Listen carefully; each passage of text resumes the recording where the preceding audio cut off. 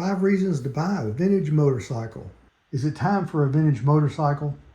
Vintage motorcycles are hotter than ever, but it's now a smart time to buy one. In this video, we will cover the top 5 reasons to buy a vintage bike, so you can decide for yourself if that older bike you have been looking at on Facebook Marketplace is a good choice for you. Vintage motorcycles aren't for everyone, and that's the point. But for many riders, the choice to go vintage is the beginning to make a lot of sense. So let's get into it.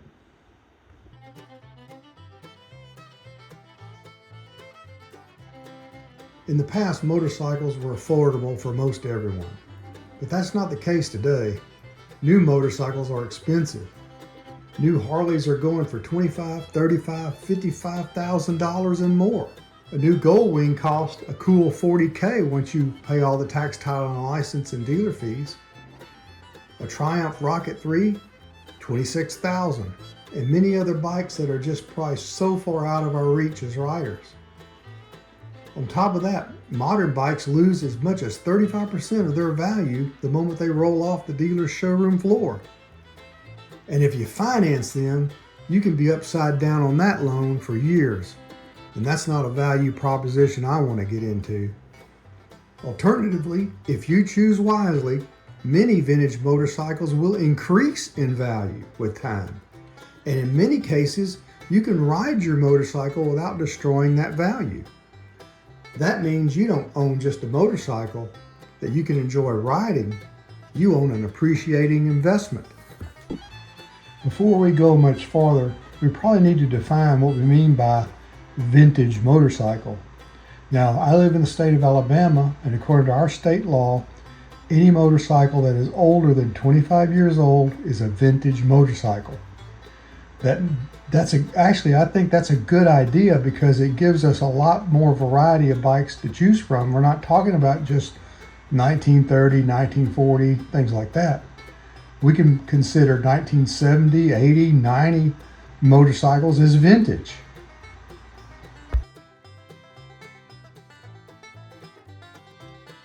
Vintage bikes were built to be worked on by normal humans with typical hand tools. No ride-by-wire, no proprietary software, no dealer-only diagnostics. If you can understand an engine, you can usually fix a vintage bike. Also, vintage bikes aren't strangled by modern emission controls in most states.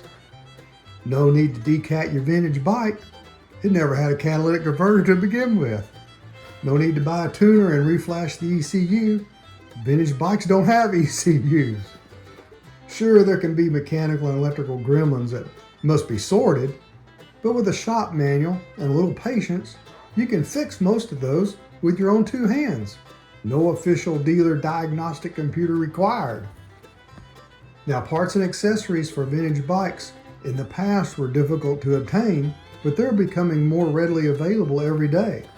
There's a reemergence of reliable suppliers both here in the US, Japan, and Europe that can supply parts built to original specifications. And these sources are growing daily because of the demand for vintage bikes.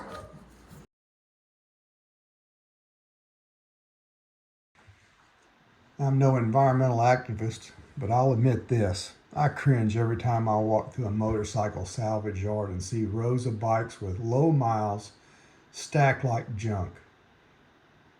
Because when you stop and think about it, those bikes represent tons of wasted natural resources. Steel, aluminum, copper, rubber, plastic, all slowly rotting away behind a chain link fence. What a shame. And that's just the materials.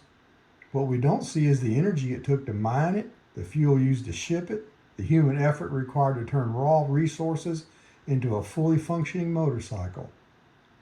Once you consider all that, scrapping a usable bike starts to feel less like recycling and more like surrender. In many ways, manufacturers share some of the blame. Too many modern bikes are built to sell, not to survive. I call them dispose-of cycles. Machines designed around trends, technology cycles, and planned obsolescence, rather than longevity. But we riders aren't off the hook either. Here in the US, We're conditioned to want the next shiny thing, the newest model, the latest upgrade. We rarely stop to think about what happens to the motorcycles we're replacing, or if they still have years of life left in them. There's an interesting contrast with places like England, where riders tend to keep bikes on the road much longer. Motorcycles there are often rebuilt and ridden well past the point where Americans would label them as outdated or obsolete. That mindset matters, because if more of us choose to own, maintain, and ride vintage motorcycles, we could dramatically reduce this ongoing waste of natural resources and improve the long-term sustainability of motorcycling itself. Now you might say, what difference does saving one vintage bike really make? And you're right. In itself, not much. But multiply that one bike by hundreds or thousands of riders making the same choice, and suddenly it does matter. Suddenly it's a real impact. Buying and riding a vintage motorcycle in the U.S. doesn't just preserve a piece of history. It keeps great machines we've admired for decades out of these salvage yards and on the road where they belong. And that gives all of us the chance to keep enjoying them, not just as memories, but as living, running motorcycles well into the future. Vintage motorcycle ownership pulls you into the vibrant vintage bike community. You'll make a lot of new friends with other vintage bike owners. They will clue you in on the best sources of parts for your vintage bike, where the vintage bike swap meets are held, and the vintage motorcycle shows that you can enter your vintage bike in. You'll also meet a bunch of random people who are drawn to your vintage bike whenever you're out for a ride. You pull up to a gas station on a vintage bike and be prepared for some old guy to come up to tell you all about the bike he owned back in the day. Now, conversations like this are just part of the fun of owning and riding a vintage motorcycle. Just plan your ride accordingly. Vintage bikes are beautiful rolling sculptures. They were the bikes ridden by our heroes back in the day. Steve McQueen, Malcolm Smith, Peter Fonda. They were the coolest guys and they rode the coolest bikes in the day. These guys didn't chase trends, they set the trends, and so did their bikes. Chrome pipes, beautifully sculptured tanks, spoked wheels, real paint, no plastic anime-inspired giant robot cosplay here. Motorcycles that were so beautiful you could spend hours sitting in the garage just looking at them. These are the motorcycles we dreamed of owning, and now we can.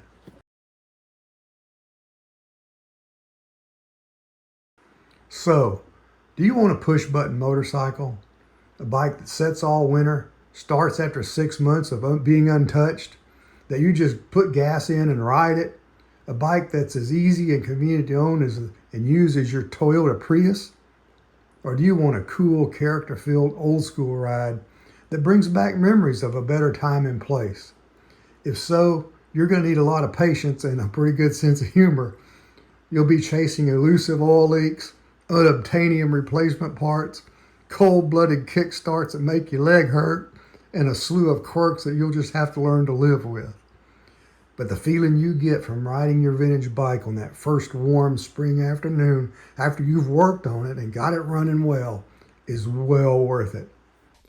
If this video helped you, please take a look at this other video I've posted of the 2025 Barber Vintage Motorcycle Swap Meet. There's a lot of cool bikes in there and they have some great prices. So until next time, y'all ride safe and we'll see you down the road.